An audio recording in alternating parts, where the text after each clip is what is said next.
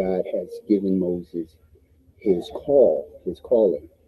And Moses kind of like denied, wanted to try to back out of everything. And he was saying he didn't speak eloquently. He didn't, he didn't have like the authority to do the things that that God told him. Don't worry about it. I'll be with you. You will take Aaron with you, which is Aaron is his brother, and Aaron will be with you, sort of like your, sort of like his spokesperson for him, and he will go to Pharaoh and he will tell Pharaoh to let his people go. And Moses is, he's still kind of like denying the fact. So in this book of Exodus, now we have Pharaoh and Moses. They're confronting, excuse me, they're confronting Pharaoh, um, and he's the powerful ruler of Egypt. So Pharaoh is the powerful ruler of Egypt, and God has given Moses the authority to speak on his behalf and to demand the release of the Israelite slaves. But Pharaoh's heart has been hardened by pride and refuses to let the Hebrew Israelites go. And I'm just going to go off a little bit off topic a little bit here. Many of us have already seen the Ten Commandments with Charleston Heston. We've seen the Ten Commandments there where Moses is going back and forth with Pharaoh and demanding his people to let go. There is a scene in there where the first time he sees them, he comes to them and he throws down he tells Aaron, put the staff down on the ground. He puts the staff down on the ground, and Pharaoh looks at it like the staff turns into a serpent. And, Pharaoh feels it's a cheap trick. So he tells his two sorcerers to put their staffs down. They put both of their staffs down. And we seen in the movie, not to get you confused, but in the book you read it, they put their staffs down.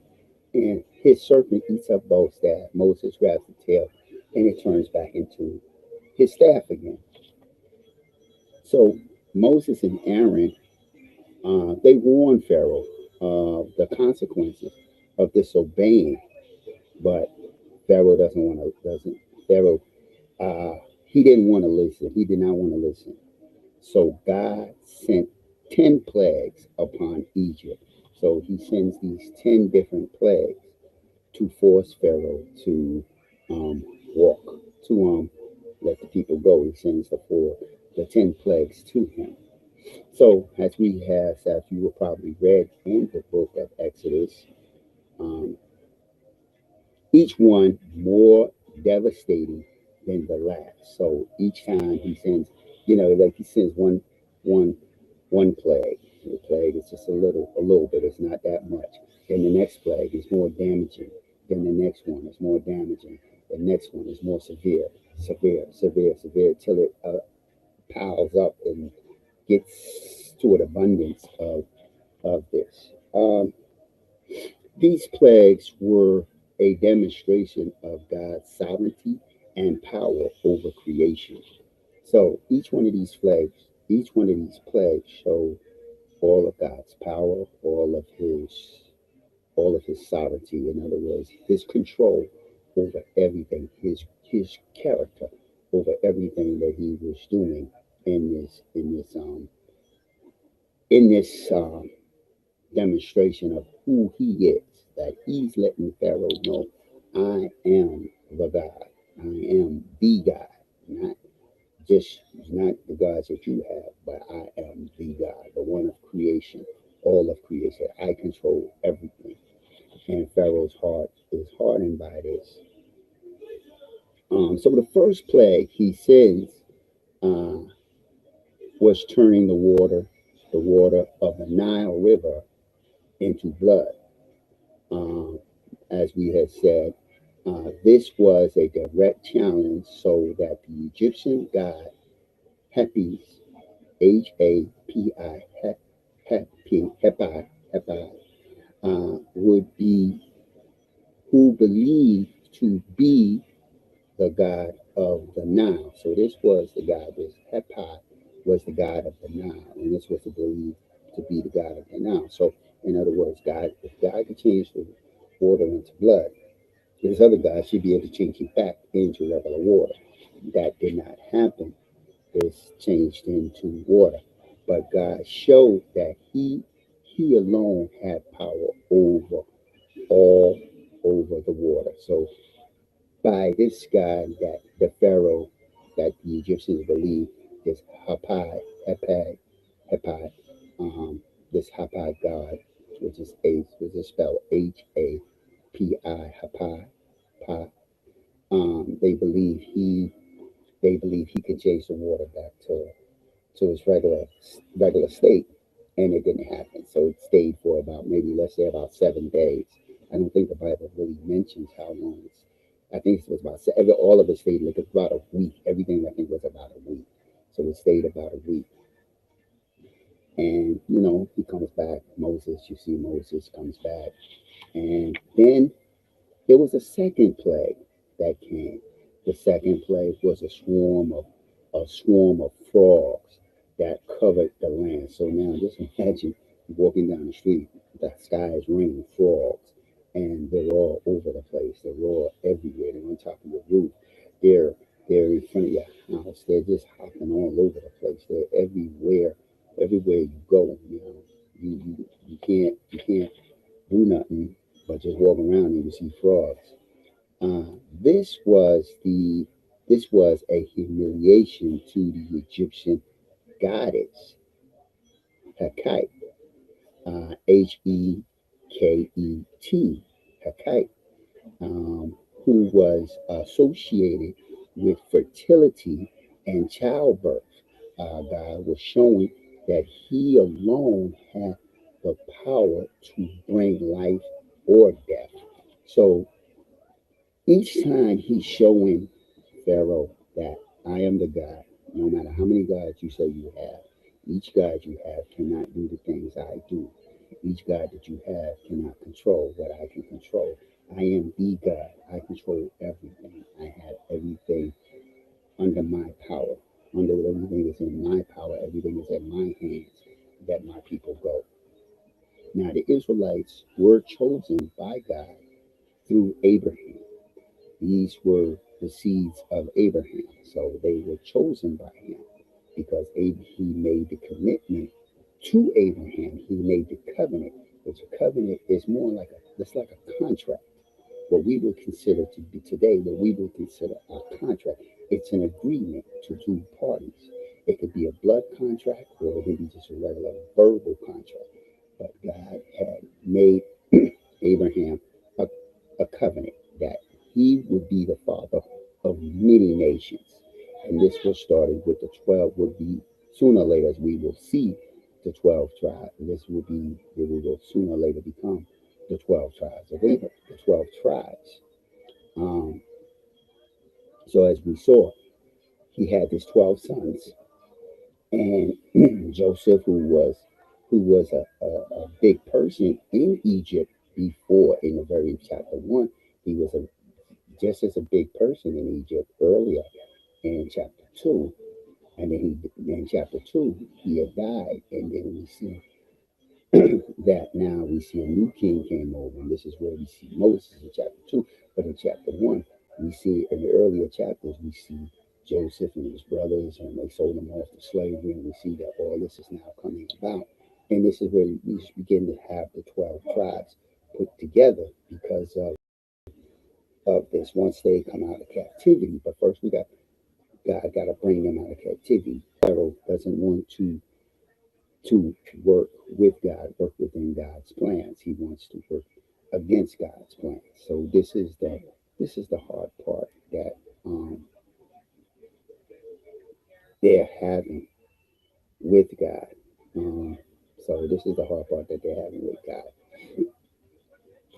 So with this is being said, after the second plague, the plague of frogs, so he shows me that I have the control of death, life over death. Then As the plagues continue, Pharaoh's pride only grew. It only grew. So, in other words, his pride, as a lot of us have, we have a lot of pride. We don't want to let this pride go. We don't want to get rid of the pride that we have. We don't want to let pride go. We don't want to give up things. So, this is what happens. So, God says, okay, I'm going to set the pride. I'm going to set it to my standards, and I'm gonna make sure you let the people go. You know, it's sort of like God is working. He's twisting Pharaoh to make Pharaoh harden his heart. If you may read in the Bible, he says he hardens Pharaoh's heart because he wants Pharaoh to believe, to now see that he is the true God. And that's in this sense. So his pride only grew. He refuses to acknowledge God's authority and continues to resist letting the Israelites go. But each plague was a reminder of God's sovereignty and his ultimate power over all things. So he committed them to be, I believe there was another plague of darkness. They sat in darkness for 7 days. Um, and we see Pharaoh going through this every moment he's sitting in darkness. He's dealing with this issue. Let me see what we got here. We got a few other notes here in this. All right. So also in this we see that in chapter 3 also. Let me just double back a little bit. Moses comes upon the burning bush. So this is where we actually really start Moses. I'm going to double back. I'm going to double back a little more. Moses comes upon the burning bush. He's upon the burning bush. God lets him know that he's standing on holy ground. He's on holy ground. And this is where he begins to be called into this place. And he gives him the sign. He lets him know that you're on holy ground. And Moses tells him, you're going to go to Pharaoh and let him know that I am who I am. And he says, if the people don't believe you, just tell them I am who I am. Yahweh, I am who I am. And this is what he did. This is what he does. Now he sends um, Pharaoh. He sends Pharaoh this these 10 different plagues, and the final plague was the one called what we consider now as we call Passover. This is when the death of every firstborn. And what happens with the death of every firstborn is that every firstborn, what happened, all the Israelites were told to put for every firstborn that was in the house, or everybody had to put, they had to they had to take a firstborn of a lamb. I believe it was a lamb. I believe it was the lamb. And the scripture, because I'm going off of memory, uh, and they spilled the blood on the top of the doorpost. So they put the blood over the top of the doorpost on both sides, so death would pass them by. So this is why it was called the Passover. This is something that we see in Matthew and Mark and Luke and John, that Jesus was celebrating at the time before his crucifixion was the Passover. So they're celebrating the Passover. So this is what Moses was trying to get Pharaoh to do, was to let the people go. And God kept sending 10 different plagues. He sent where fire would rain, hail would rain down. But when the hail rained down, it wasn't raining down little ice cubes. It was raining down fire. Meaning when it hit the ground, it was like fire, little sparks of fire hitting the ground. You had the frogs that was coming on. You had the swarm of locusts eating up all the weed.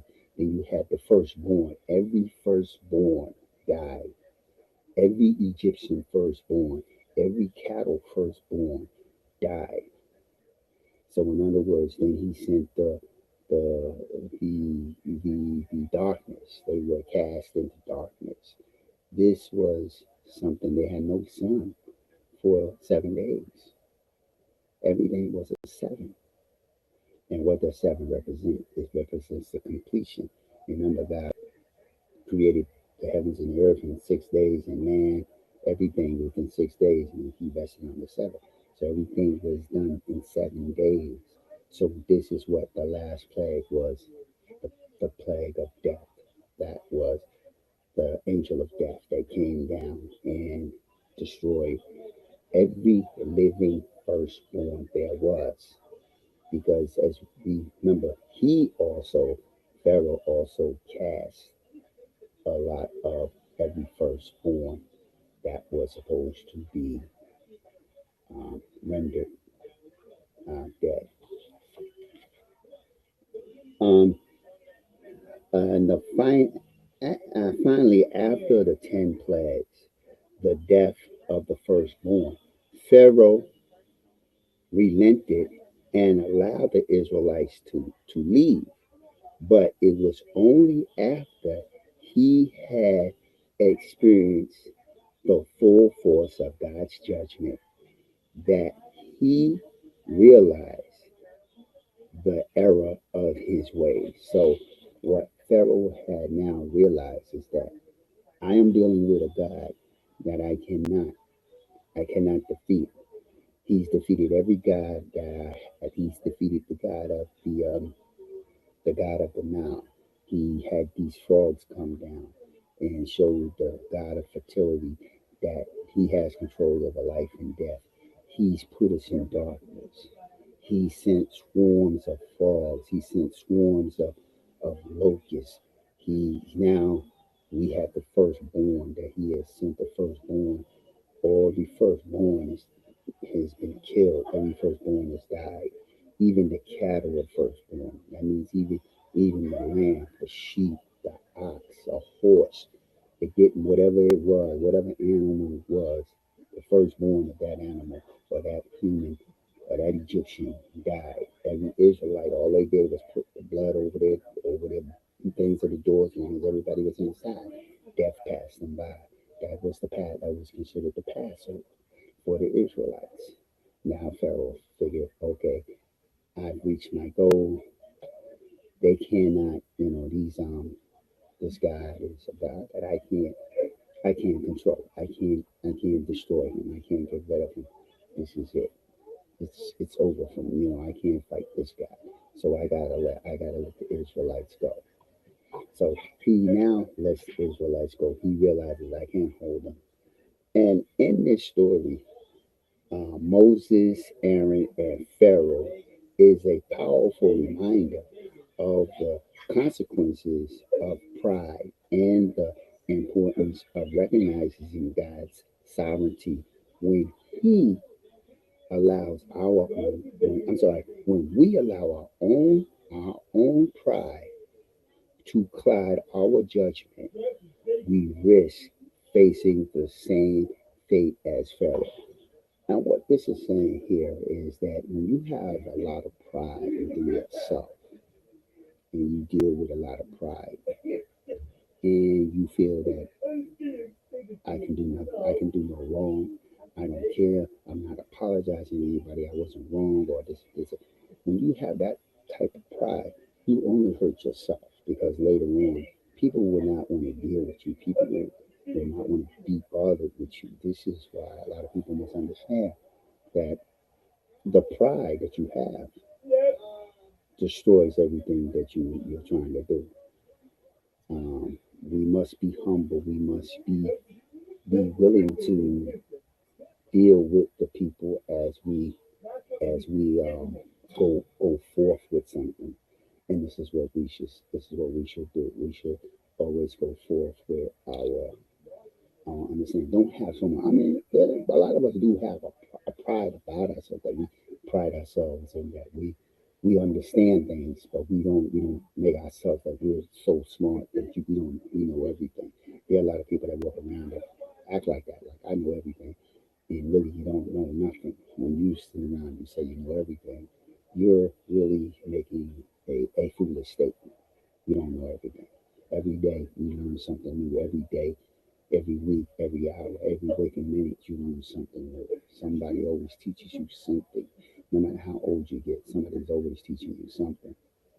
Um, the other thing that we must understand is that as long as we live out the understanding of who God is, His sovereignty, that He's always with us, that He's always watching over us, He's always watching what we do. He has control of anything that we do, everything that we do. You treat somebody bad, He has He knows that, and sooner or later, judgment will fall upon you. You may feel that you got away with this judgment, but it's going to fall on you because you haven't repented and hurting somebody else's feelings or hurting somebody or making somebody feel bad.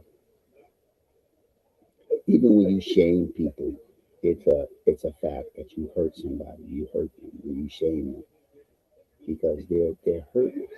You hurt them to a point where, oh my God, I hurt a person. They feel bad. I don't know what to do. I don't know how to correct it. This is something that we see that happens with people.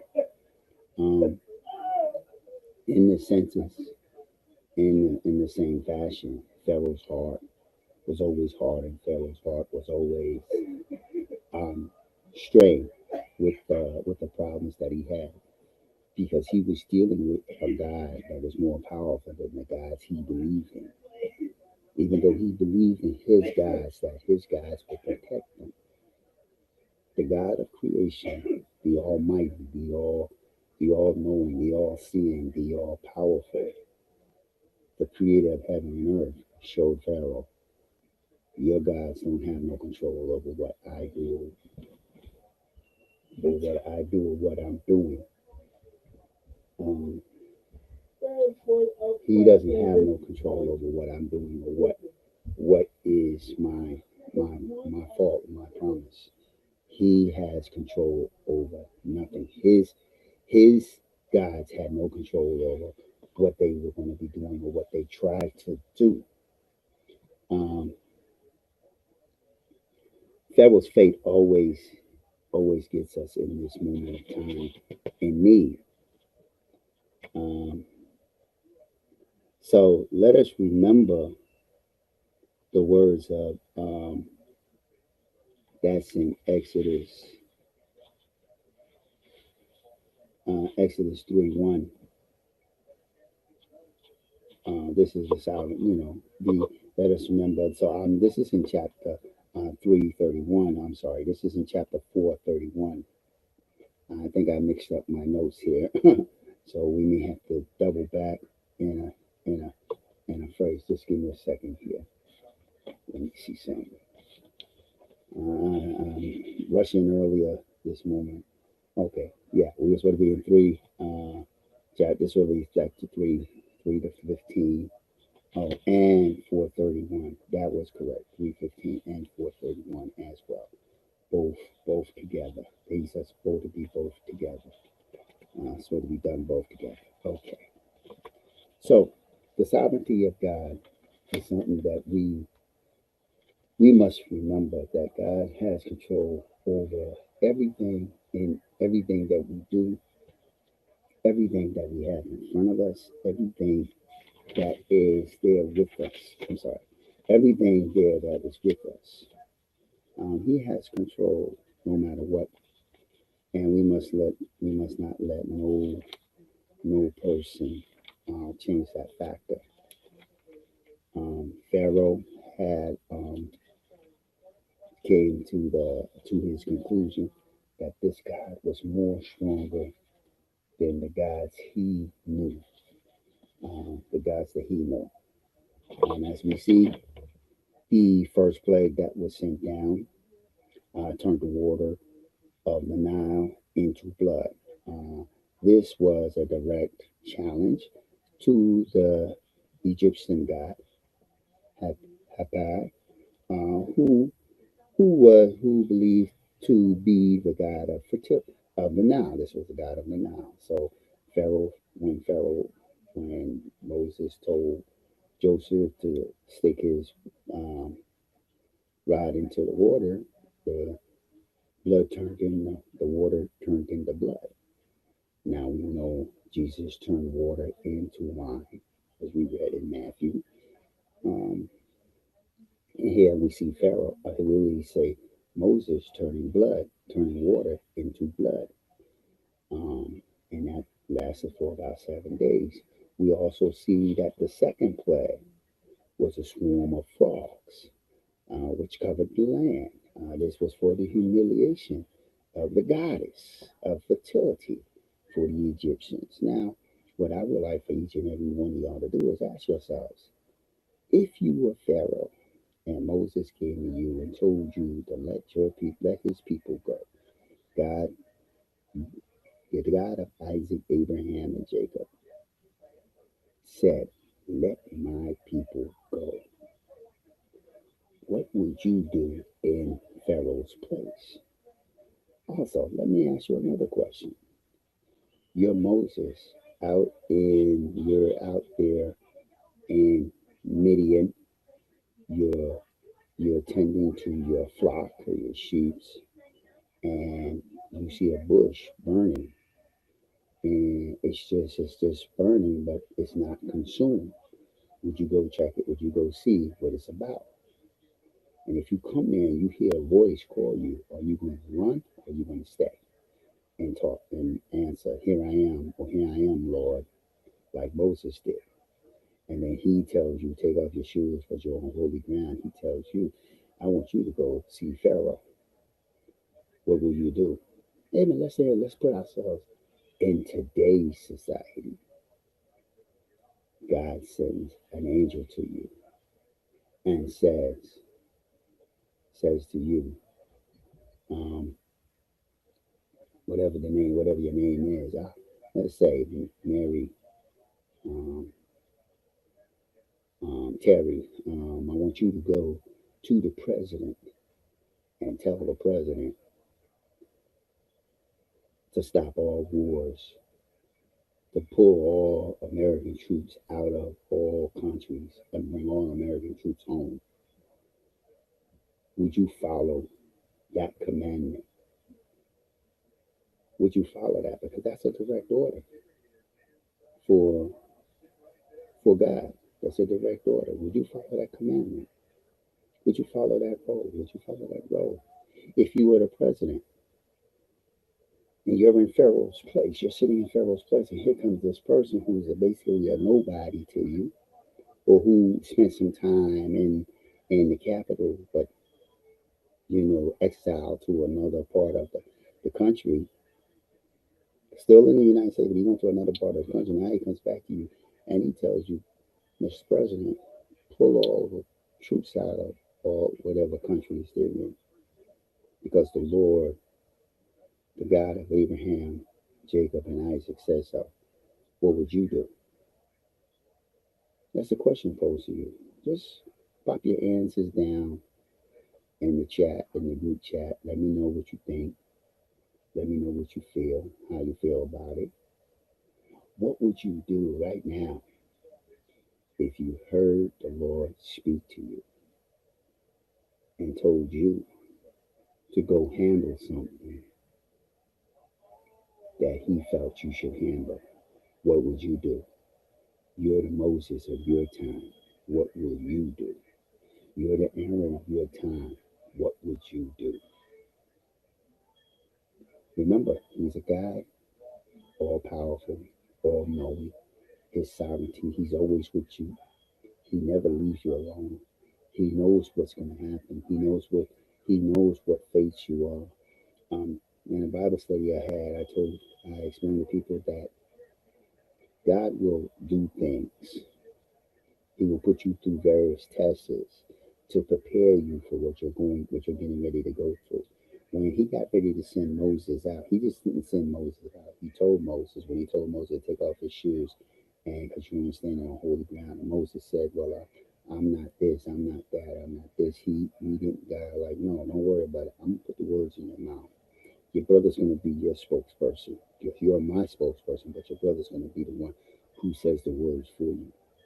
You tell him what to say, he will say it to you. He will say it for you. But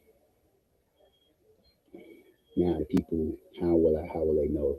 God told Moses, put your hand in your bosom. He puts his hand in his bosom. He pulls it out. His hand has leprosy. He has leprosy. It's white, right? It's white. Then he takes his hand, he puts it back in his bosom, pulls it back out. It's back to normal. That's one sign. Then he tells him, he says, but Lord, what if they still don't believe me? He says, put the rod down on the ground. The rod puts down on the ground. The rod turns into a serpent. Moses kind of like he jumps back. He says, that's a snake. He said, grabs it by, God says, grab it by the tail. He grabs it by the tail, turns it back into a staff. His staff he dropped down. God made it powerful where whatever command Moses wanted, it was in the staff. Whatever God wanted Moses to do, he was walking right with it. The other thing is, after he told Moses to pick up the staff, and he turned this thing in, Moses still was like, God, I don't know, they say he stuttered. God said, that's okay. Aaron's your spokesperson. Aaron will be your spokesperson. Aaron is your spokesperson. I have everything under control. Go forth. I will harden Pharaoh's heart. He goes forth. Now, people say, well, why would he wants him to let go? Because he wanted to prove to Pharaoh that he was the God, the Almighty. See, back then, we must understand, back then, different cultures of people believed in different things. Some believed in different gods. Some believe of the God of the land. Some believe of the God of the sky. Some believe the God of, like they say, God of fertility, the God of the water. They didn't believe in just one God. So God had to let them know, I am the Almighty. I am the Creator. I chose a group of people to be my people, to walk upon this earth, to shine for other nations. Abraham is the father of all nations. That's what God put here. That's what he put here. After these 10 plagues, Pharaoh had no other choice but to let the gods go. Why 10? I'm going to answer that question. Why did God send 10 plagues? Why wasn't there 11? Or why didn't 12? Why only 10? And why was it Pacific plagues? What was the devastation for each plague? How did each plague devastate the land? If you ever get a chance, you get a chance in the comments you have, write them in the comments. I know we started a little late. I was supposed to be on Facebook. I was behind. I kind of was rushing to get everything set up at the last minute because I was doing some other work, preparing some other sermons for later on down the road, and then I'm set up late. But that's not here, not there. So once again, we have reached the pinnacle of our discussion. I'd like to thank each and every one of y'all for being online with me. Um, as I said, this sermon, this series is this the fruit is increased, but the subtitle is the sovereign. This is part 3, and we're talking about Moses and Aaron going to Pharaoh and having the people let go. Now, next week, if I'm not mistaken, next week Um, we should be in the book, the fourth chapter. We should be in chapter 4. Okay, we should be in chapter 4. Next week we should be in chapter 4 of the Exodus. We should be in chapter 4. I'm trying to make sure I have everything in order. I'm going to have to double check this to verify everything. But what we will do next week, we'll probably have a longer session next Saturday because I'm going to do a recap of everything for next Saturday. Same time, 8 o'clock, we'll do a recap of everything so we'll kind of catch up to date where everything is at. And we'll be up to date with everything in the chapters as well. So we'll probably maybe have one extra week where week 4 we'll just do a recap of everything to bring us up to week 4, and that's how we'll do it. We'll do a recap of chapter 1. We'll do a recap from chapter 1 all the way up to the 4th week. So we'll do it that way. So you'll be up to date with everything. Um, If you would like to get in contact with me, you can email me at ministermatthews@yahoo.com. We have a prayer line that's 833-943-9373.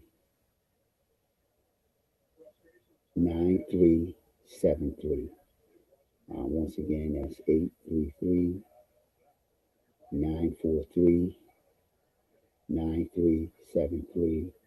And that's a text. You text in your prayer request. Our Bible studies will be Wednesday night at 8 o'clock and Saturday night at 8 o'clock. All the Bible studies will now be moved to 8 o'clock. But that actually, let's adjust that. Excuse me. Wednesday night Bible study will be moved to 8:30. Wednesday night Bible study will be moved. This couple of weeks will be moved to 8:30. Tomorrow, Sunday morning's sermon will be at 8 o'clock. Sunday morning, 8 o'clock sermon will probably only be no more than probably 40 to 45 minute sermon. Not a long sermon. We're not going to have a long drawn out sermon. We'll just have a quick Sunday sermon. Most of the sermons will be about 45 minutes because I'll be going off to another church. This weekend, this Sunday, I will be at Manor Station. That's on 16th Avenue. I'm not sure of the exact address, but I think it's on 16th Avenue. I know that between 11th and 12th Street and 16th Avenue in Newark. That's where I'll be this Sunday preaching. It's at 3 p.m. Second Sundays, I'll be at Morris Hill Baptist Church. The doors open up at 11. Service starts 11:30. I always preach there second Sundays. And until then, everybody, I will give y'all a blessing and wish all of y'all the best weekend that you can have.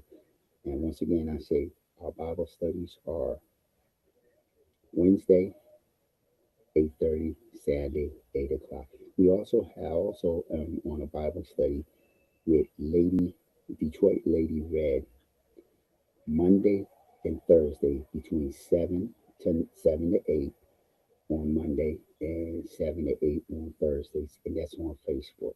She's on Facebook. You just go to Detroit Lady Red, go to her page. She's a content creator. We have what is called spiritual conversation. We read in the Bible. Right now, we're in the book of Job, and we're reading the book of Job. Once we finish the book of Job, we'll be in the second book of Kings. I think they'll be doing chapter 19. We're doing a small piece. We're not doing the whole book. We're just doing a certain chapter, a certain piece there that she would like to hear, and then we're going to move on to another book. So that's what we'll be doing. We also have the podcast. Go to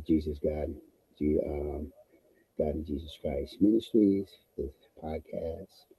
Um, and you can find God in Jesus Christ on Spotify. If you're on Spotify, you can get that on Spotify. We also have our gospel station that we play 24 hours music, world gospel music radio station. Was on that radio station. 24 hours gospel music, all genres of gospel music. And until then, I thank you for your time.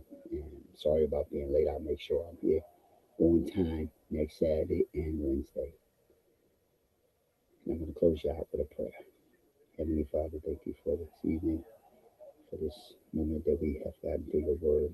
I pray that each and everything that we have said resonated with you, with each and every person that is listening on this live. I pray that each and every person gets the understanding of this live. And I say this, if anybody's going through any illness, sickness, please heal and touch them and give them the strength. In your Father's name, in your Son's name, in Jesus Christ. Amen. Until then.